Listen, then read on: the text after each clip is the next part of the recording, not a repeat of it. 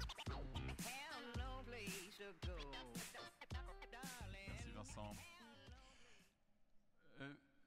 La France a en effet tous les atouts nécessaires pour pouvoir faire face aux grands enjeux. Les grandes thématiques mondiales sont celles de l'environnement, de la santé, d'une vie sociale plus connectée et plus mobile, une nouvelle gestion du travail et des savoirs. Et face à ces enjeux, la France dispose encore d'une puissance économique solide dans les secteurs qui comptent, l'eau, l'énergie, le bâtiment, les transports, la santé, le numérique. Donc notre problème ne vient pas d'un éventuel manque de compétences, mais d'un retard technologique. Alors pour mieux comprendre ce qui se passe aujourd'hui, je vous propose de faire un petit retour vers la fin du XIXe siècle, puisque c'est la dernière fois que nous avons été confrontés à une révolution industrielle. Donc nous sommes en 1889. La France est engluée dans une crise totale. Pour se faire une idée approchante de l'ambiance de l'époque, imaginez la conjonction simultanée de la faillite de Lehman Brothers, de celle de Natixis, d'un tsunami, d'un 21 avril 2002, de la crise de la dette, de l'invasion commerciale chinoise, le tout saupoudré d'un bon nombre de gros scandales politiques, tout ça en une année, ça vous donne une idée. Le Lehman Brothers de l'époque, c'est une banque française qui s'appelle le Comptoir d'Escompte et qui a spéculé de manière totalement irresponsable sur le cuivre et qui fait brutalement faillite, donc en 1889, malgré un soutien massif de la Banque de France. Le Natixis de l'époque, c'est le scandale de Panama, qui ruine 85 000 souscripteurs. Et on apprendra très rapidement que c'est la conséquence d'une escroquerie en bande organisée géante. 100 députés sont corrompus. Le tsunami de 1889, enfin ressenti comme tel par les Français, c'est un accident terrible à Saint-Étienne, un coup de grisou qui ensevelit 207 mineurs. C'est l'accident minier le plus meurtrier de tous les temps. Le 21 avril 2002, c'est l'élection triomphale du général Boulanger, qui est le chef de l'extrême droite.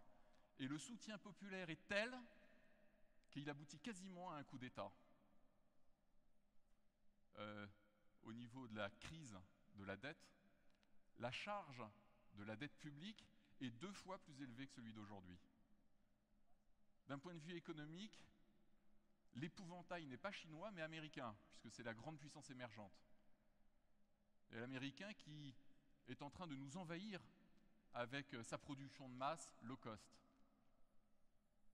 Enfin, l'affaire Woerth-Bettencourt de 1889, c'est aussi un scandale de trafic d'influence pour la Légion d'honneur, mais puissance 10, puisqu'elle contraint notre président de la République à la démission.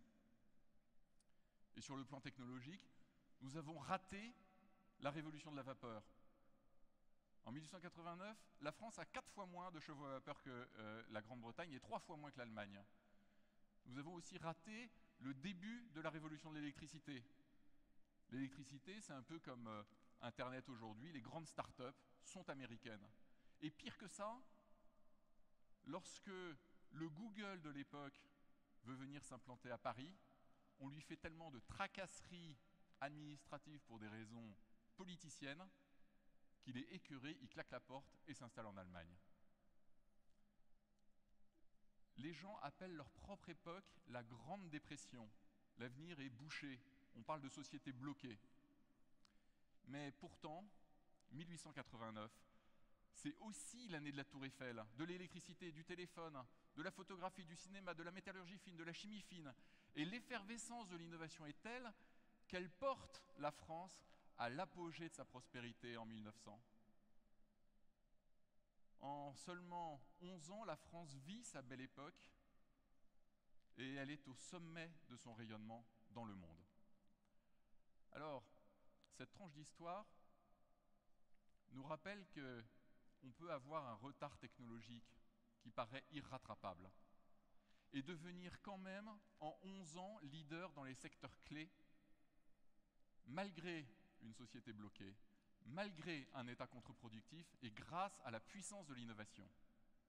On peut avoir une société qui est au fond de la Grande Dépression et qui se réenchante en seulement 10 ans.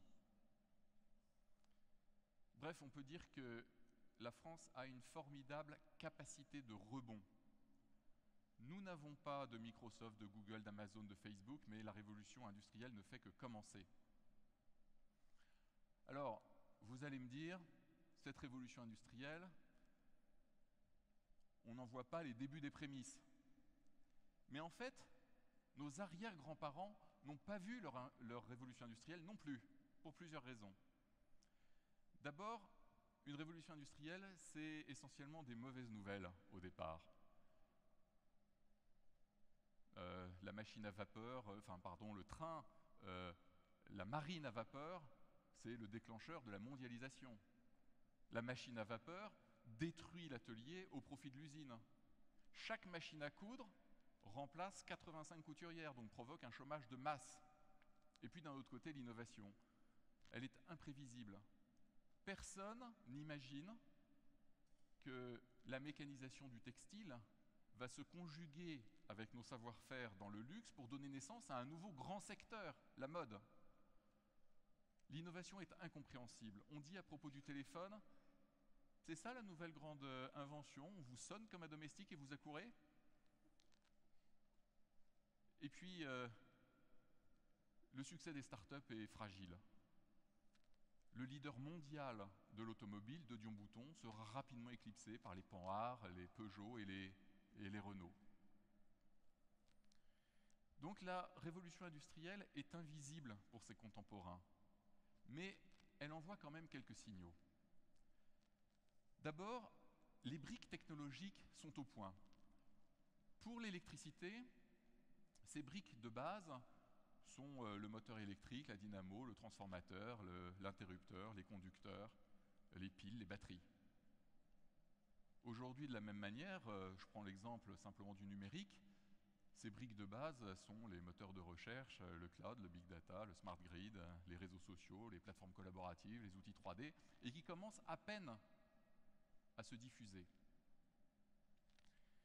Deuxième signal, on passe d'une révolution technologique à une révolution des usages. Par exemple, l'automobile, ce n'est jamais qu'un moteur sur une calèche. Eh bien, le moteur à explosion est une révolution technologique, l'automobile est une révolution d'usage. Donc, de la même manière, aujourd'hui, les nounous de la société O2 qui viennent chercher un enfant à la sortie de l'école, aujourd'hui, flashent un code barre qui est sur le cartable et qui va envoyer automatiquement un SMS pour rassurer les parents. Voilà une innovation d'usage. Autre exemple, le drone de Parrot, qui est ce petit hélicoptère miniaturisé qui se pilote avec un iPhone. Ou encore le pèse-personne de WeThings, qui est une balance de salle de bain connectée à Internet pour pouvoir suivre l'évolution de son poids. Ou dernier exemple, la domotique de Somfy, qui permet de surveiller sa maison ou son appartement à distance avec un iPad. Donc, aujourd'hui, une nouvelle génération d'innovation est faite essentiellement d'innovation d'usage. Voilà 4 exemples de signaux de cette révolution industrielle en cours.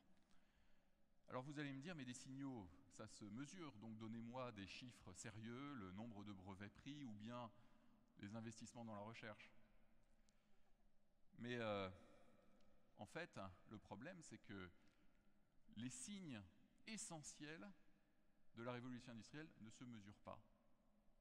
Steve Jobs disait, l'innovation n'a rien à voir avec l'argent que vous y mettez, mais avec la passion brûlante que vous avez pour quelque chose. Et il n'existe aucun indicateur économétrique de la passion entrepreneuriale.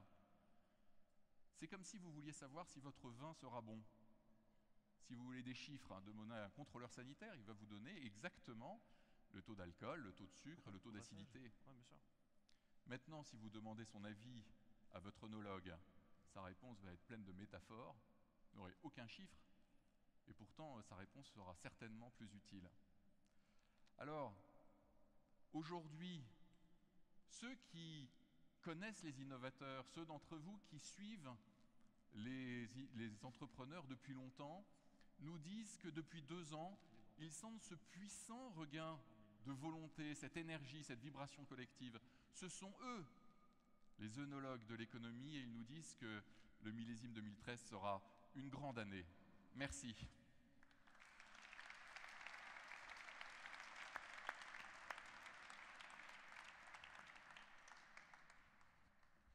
Merci d'avoir été un grand sommelier. En tout cas, vous avez présenté ça de façon très alléchante. J'ai déjà envie de boire à la santé des entrepreneurs. Écoutez, un grand merci. Comment s'appelle peut-être votre livre pour qu'on puisse prolonger les thèses? Le rebond économique de la France, donc, qui a été coécrit avec 85 entrepreneurs, dont Denis Jacquet, qu'on a vu tout à l'heure, et Emery Jacquilla, qui est venu ce matin, et 82 autres. Donc ça veut dire qu'en tout cas, si vous êtes fou, vous êtes au moins accompagné par 84 autres, ce qui est plutôt un signe. Voilà, donc c'est un collectif de fous. Voilà, ça s'appelle un asile, mais non, plus sérieusement, c'est vraiment très bien et je vous recommande la lecture du livre de Vincent. Merci infiniment Vincent. Merci Vincent.